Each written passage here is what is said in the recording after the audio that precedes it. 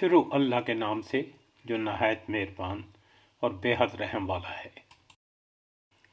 اس عورت نے یوسف کی طرف ارادہ کیا اور یوسف اس کا ارادہ کرتے اگر وہ اپنے پروردگار کی دلیل نہ دیکھتے۔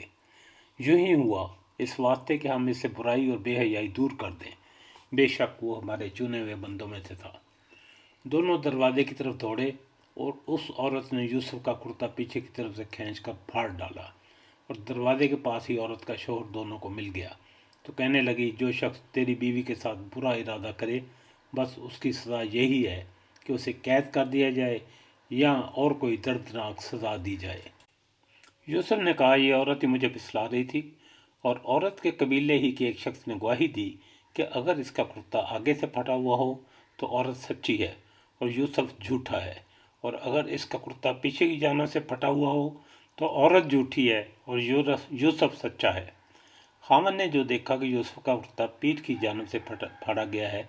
تو صاف کہہ دیا کہ یہ تم عورتوں کی چال بازی ہے، بے شک تمہاری چال بازی بہت بڑی ہے۔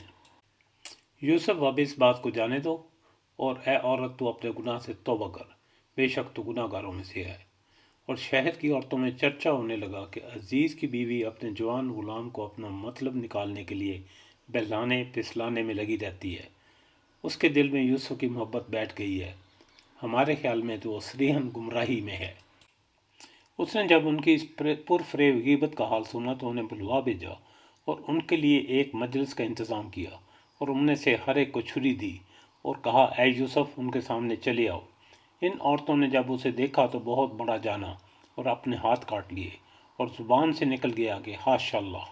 یہ انسان تو ہرگز نہیں، یہ تو یقیناً کوئی بہت ہی بزرگ فرشتہ ہے۔